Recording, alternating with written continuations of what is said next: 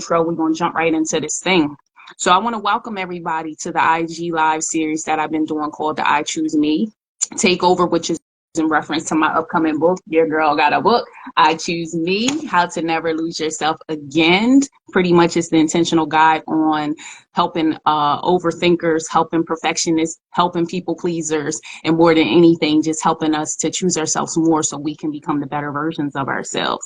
So that drops in February. I'm on the road to 100 books. I'm so excited.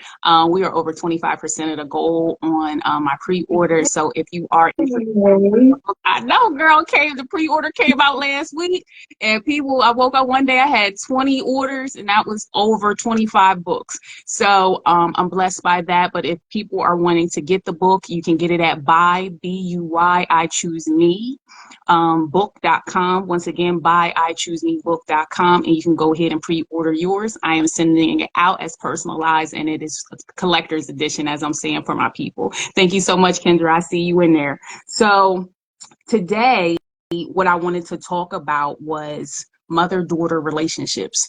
And in the book, I talk a lot about the navigating the hurdles of pursuit of success.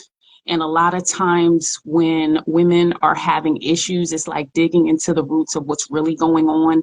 And a lot of times it's what we've been fed, what we've seen, what we've experienced. And sometimes it's the mother-daughter relationship that can be part of it, what we've seen for our mothers. So probably, I haven't seen you in a while, Brittney, but probably I would say in the summer, I did this video called This Is Not That. And I talked about my mother relationship and how I watched my mom worked so hard, have 4 jobs, doing all the things, carrying all the hats, being married, taking care of me and my brothers.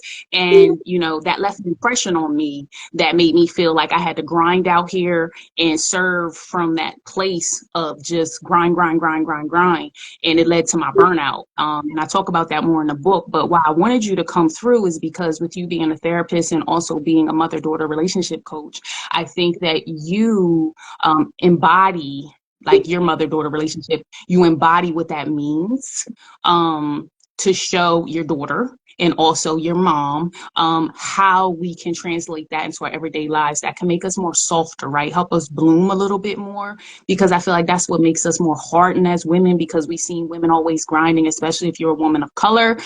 We feel like we have to be hard and do it all, but that's survival mode, and that's not what we're trying to do anymore. I just feel like that's just not conducive to our well-being. So that's really what I want to dig in with you. And more than anything, people don't know, but you have been one of my mindset coaching clients, and I was so grateful for you to be my client. But I thought it would be really good if you would be able to share any struggles you had and what it was like to work with me, and if you would like recommend the services, because I feel like real life testimonials are good when people can see you and identify where they are, because we're out here empowering other women. So give me a little bit, girl. Talk to me. Yes. So when we did our call, I think the biggest thing for me, so when we did our call, my husband was gone. He was deployed. So it was just me and my daughter, and living in a state where we have no family. So the biggest mindset shift for me was to just look at like my calendar differently. Like part of like when we were talking, and part of the things that you said, and right now I can't remember, you said something and I wrote it down, but I don't have it right now. But basically you were saying that my calendar can be as fluid as I need it to be, basically, and just helping me shift in how I look at that. And that if I can't do it right now, it just means I can't do it right now. It doesn't mean anything like about me. And to really just like the mindset shift on my calendar, because everything just felt so overwhelming. Oh, it was like trying to do all the things by myself because he was gone, and I don't have to. Like just let some things fall down, and they'll get back up later. And I love all that. It's just pretty much the boundaries that you create and giving yourself grace, and just saying that it's okay. Like I could do it another day, sticking to what you can do and letting the rest just fall where it may. All right, well, let's jump into this thing. So tell me more about you, and, you know, who are you? Tell me about you and what type of expertise. Talk to me. Yeah, so I'm a licensed therapist. I'm licensed in Texas and Louisiana. And I'm also a mother-daughter relationship coach. And that is for anybody living anywhere. But when I first started out as a therapist, I was working with women and girls. That's always been my focus. But what I was finding was that a lot of the things they were coming to me for, and when we were getting down to the center or the root of what was going on, a lot of it centered their mom. And then from there, I had nowhere to really take them. Like I didn't know what to do at that point. Mm-hmm. And so that's when I went to go learn all about the mother-daughter relationship and how to help my clients inside of that relationship so that their other relationships can also thrive. And so now it's pretty much the bulk of what I do is helping women understand the relationship that they came from with their mom, what has been passed down through the generations of their family, and what are they basically repeating in their relationships today that is just not serving them, and then actually making why did I just lose my words? Actually making like identify changes, not just saying, well, I'm going to do the opposite of my mom. No, we're going to identify what that change is so you can actually make an effective change so it actually like it sticks. Well, that's good. So pretty much don't just try to just be opposite of what you went through, but more so coming up with identifying the root of it, right? And what can we do to improve it?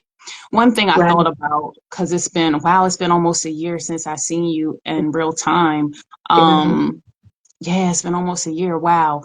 I remember us discussing, and I think this was an aha moment for you, but it was you really don't have to show up as showing your struggles because your relationship with your mother-daughter situation is good.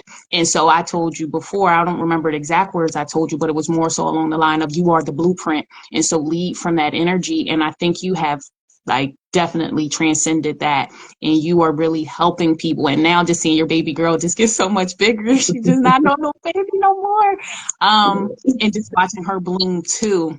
I just think that is so good that it doesn't always have to be negative in order to make an impact. And I think sometimes people feel like it's the negative stories or the transformation stories of I came from this to go to that. Like I said to you, your positiveness and just showing up as your true authentic self is really saving people. So talk to me about your word of the year. What's your word of the year?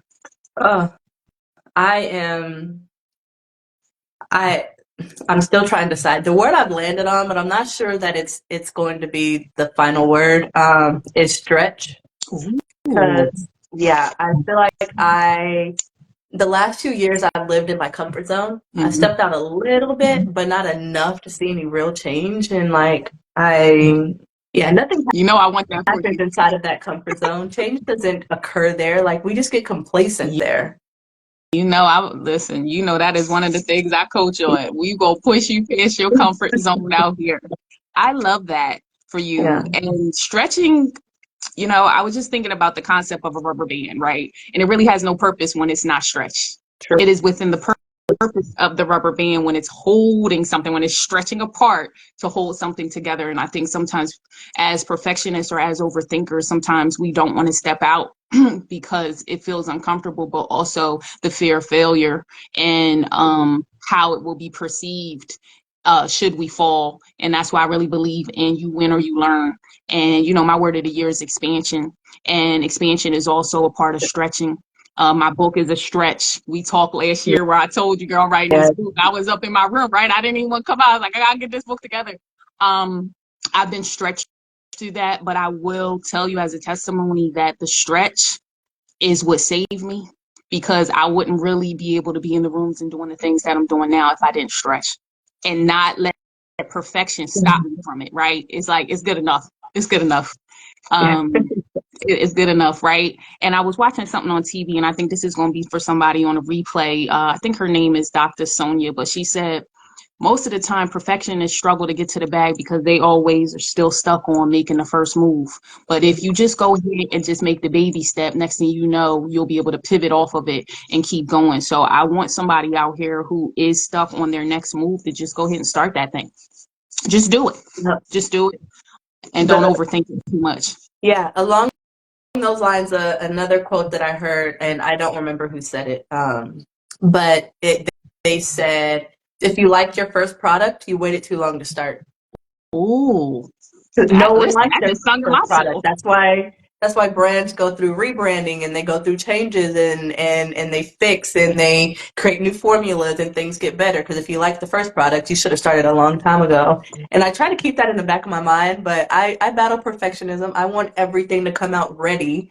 And at some point, like, girl, just start. Like, just do it.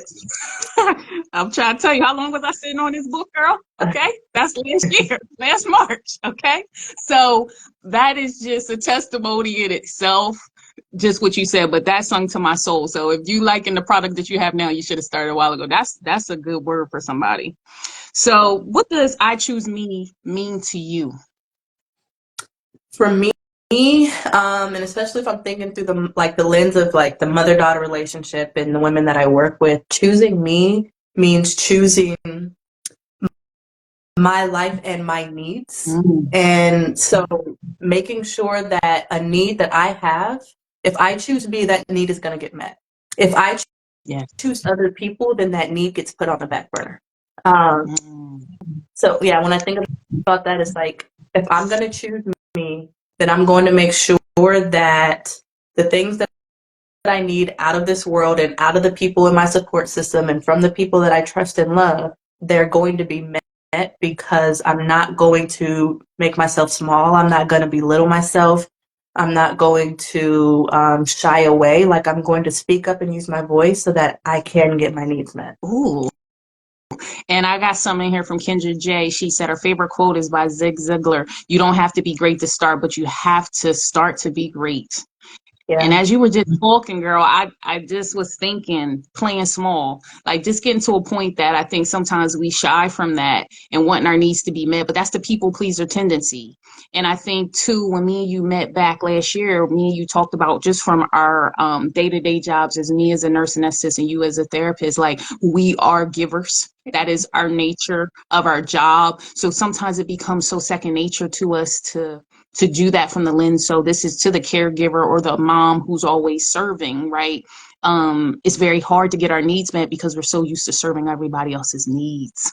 And so I think "I choose me" means like I matter too. And when you can serve from your more what I say, serve from your overpour and not your diluted version of yourself, I think your family is served so much better. And I think that's so good. Do you feel you've ever, or even if you want to talk about clients, have you ever felt like you lost yourself in life or love, or you've heard a patient talk about they've lost their life? They felt like they lost themselves within life or love? For sure. Clients have worked through that with me, and really finding their voice and finding like who they are. Um, I would say if I speak just from myself, so I'm not putting out other stories without being able to make sure I'm filtering them properly. Yes. Me, when I was younger, like I was so insecure. So I wouldn't really say that I lost myself, but it took a while for me to really learn how to stand up for myself and how to actually use my voice. So I'd have in the back of my mind like, oh, I this doesn't feel right, or this doesn't feel good, or for some reason I don't like this, but I wouldn't speak up. Like I would just accept a lot of things, or I would talk to other people about it and not the person that I should be talking to about it.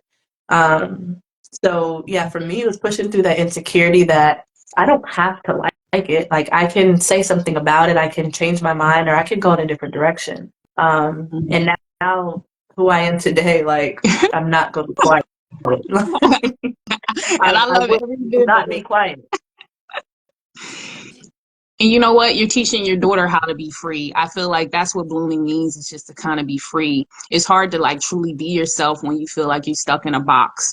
And I also learned through some of what you said, healthy boundaries was like a game changer to me to address the things that felt uncomfortable to me, meaning like people's behaviors or why I didn't speak up on certain things because I wanted things to be smooth. I didn't want to ruffle any feathers. So I would just sit and hold it in silence. But really on the inside, it was hurting me and eating at me. And then I think that's what starts to formulate an issue of self-love, because when you love yourself genuinely, you accept yourself, but you also learn how to have a voice. and stand on your own truth and believe who you are, that like you're meant to be, that like not shape shifting to be what people want you to be, if that makes sense. And so when I learned that lesson, it really was good. And then also, if we're just taking it from the mother-daughter perspective, like I don't have to be my mother. You know what I mean? Like sometimes we try to clone ourselves through, well, I saw my mom do it, so I got to do it that way. It is taking, like some people say, take the meat and spit out the bones. Like take what you feel is very important that you want to translate, especially if you are a mother, translate that for how you raise your kids that you feel are important as your values. But as you said, it's okay to tweak. And I think sometimes we forget that it's okay to tweak. We just want to stand on what we know and not really grow. That's good. Yeah. And the whole like not be your mom thing. I understand the sentiment when people say that. I get it. Like I'm not going to be my mom. I'm going to do the opposite of what my mom did, or I'm going to do things, differently. Whatever the words they're using. But often what ends up happening is that they're just picking the opposite. So your mom did this, so they do like the pendulum swing to the other side, and they're like, I'm going to do this instead. But sometimes the right answer falls in the middle. Ooh. So sometimes it's not the opposite of your mom, but just what are you going to change because it fits for who you are and who you want to be. Not, I'm going to do the opposite because I knew I didn't like what she did. The opposite isn't always the answer either. So much gray area. I think in my profession, it's either good or bad. There's no gray. And I had this revelation back in the summer about this is not that, and that realizing that our profession doesn't necessarily have to translate into our relationships, meaning like how we deal with people. It can be gray area. It does not have to always be black and white. And there could be gray areas each day, meaning like one day I am swinging towards, yes, I want to do what she says, or the next day it may be like I make it look different or I tweak it to me. But saying to myself, that's okay. Like it doesn't have to be black or white. Like it's very hard, especially like I come from military parents and rigidity. And so things is black and white. It's not really a lot of gray. And so when my outlook on life is very black and white. And I think that was hard for me to try to embrace and nurture the gray area. Yeah. And in humans, like people are very rarely black or white. Yeah. Like we all live in the gray area, and the way that I approach like my best friend will have to be different in how I approach my sister or my husband, or like whatever the other relationship is. Like there's not a one way that you show up everywhere. There are times where how you're showing up is going to change because of the person that's in front of you. Ooh, that's good. You might have to say that one more time. Say that one more time. That was so good. Yeah, how you show up and like how you're presenting may have to change depending on the person that's in front of you. So thinking of everything in this black or white, this opposites, this yes or no kind of thing, I think it means that that's too rigid when we're dealing with humans, when we're trying to be in relationships that feel good, in relationships that bring us joy. If we are showing up to every single scenario as one way, like I think you're going to end up with one relationship because that one way only works for that person. That's a whole word. Yeah. That's a mic drop right there. It doesn't mean you change yourself, but we do the way that we want people to approach us and to treat us. We also have to understand how other people in this world also want to be treated, and sometimes things change. All right, well, I'm going to pop on to the next question. You've already kind of given us a few tips, but I need to know, what's your 3 tips you want to leave us about this topic that we're talking about here? So one of them I already made you do a mic drop on, but just go ahead and call us out our 3 tips.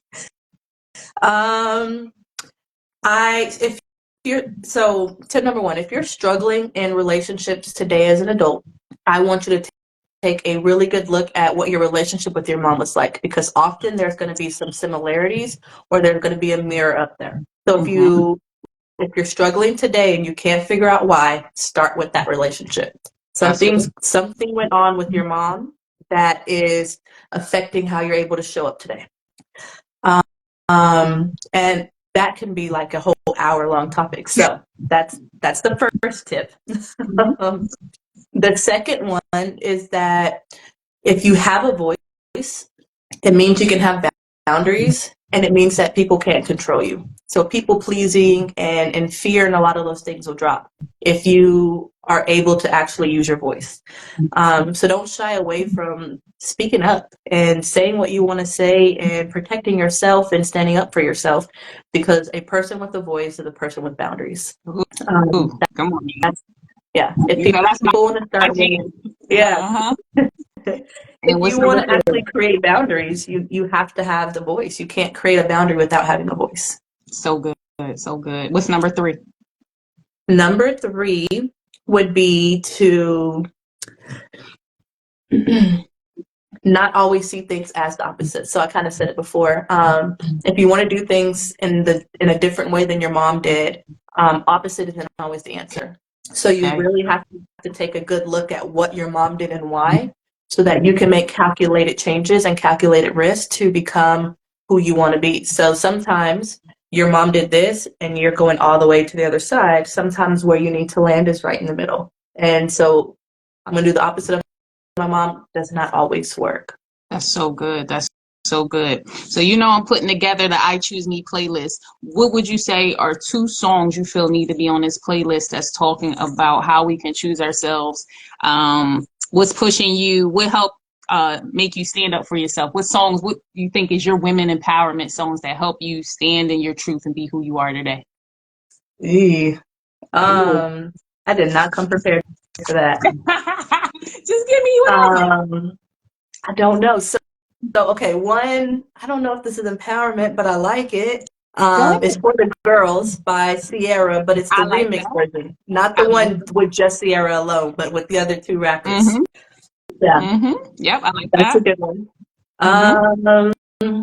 Another one for empowerment.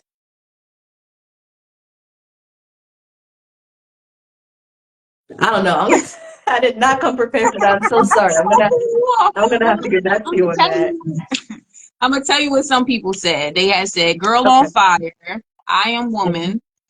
Adidas said last week, Jill Scott, "Blessed." I like that song, "Blessings on Me." Um, whatever, whatever you jam into, but I like that one. I do have that on my playlist because it's the remix and it has multiple people on it, so I know exactly the one you're talking about. Mm-hmm. Yes, that one is good. I'm gonna send you some. I'm gonna send you some. I'm gonna put some more thought. But right now, if I'm listening to, like, if I'm thinking women empowerment and I'm turning on a song that was made, Mm-hmm. like, it's recent, it's that one with Sierra. And yeah, the remix version. Okay, listen, I love it. That's on my playlist, so it needs to be on there as well. So I'm just going to recap because we're going to get ready to get you out of here. I'm so Okay. grateful to have you. So we said that our top 3 tips is we have to look at the relationship with our mom because it's a mirror, it's a window of what we're looking at, and we need to get a hold of that if we're struggling with our relationships with people. 2, have a voice, right? And that will help you have healthy boundaries and show up as your best self. And 3, opposite, because you kept saying that. So this is a big one for people. Opposite is not always better. You can have gray area, but Yeah. identify, like you said, the root of what's causing that and figure out where we can navigate the space from there. Is there anything else you want to say? Because if so, I want you to tell us how we can find you, what you got offering over there, and we're going to get you out of here. Yeah. No, I think I said everything. I would just, if I would just recap and repeat what you just said. But so I'm Brittney Scott. You can find me on Instagram at the Brittney Scott, and I work with moms and daughters together or adult daughters alone, to help them either heal the relationship between themselves, between mom and daughter, or the adult daughter is coming alone.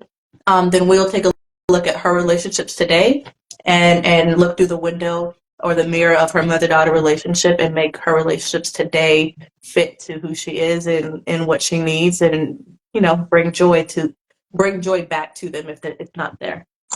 Oh my gosh, I love all that. I'm all for what you're doing over there. Definitely. So make sure you follow her over there, support her in any way you can. And if this topic was something that was of interest to you, especially people on the replay, make sure you reach out to her and get her services. This is the I Choose Me Takeover. This Saturday, I have another bomb queen coming, Coach LaTorsha. She's going to talk about prioritizing your self-care. It's going to be Saturday, 11:30 on IG Live. And the last thing, we know this is all related to my book. So we're on the road to 100 pre-orders sold. We're over 25% there. You can get the copy of your book at buybyIChooseMeBook.com. And Brittney, you my girl. We're going to figure out what's going on with your phone. I mean, you couldn't see me. I know. I'm so mad.